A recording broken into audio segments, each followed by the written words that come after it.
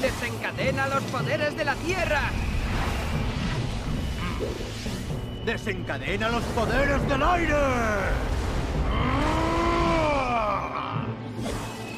¡Desencadena los poderes del agua!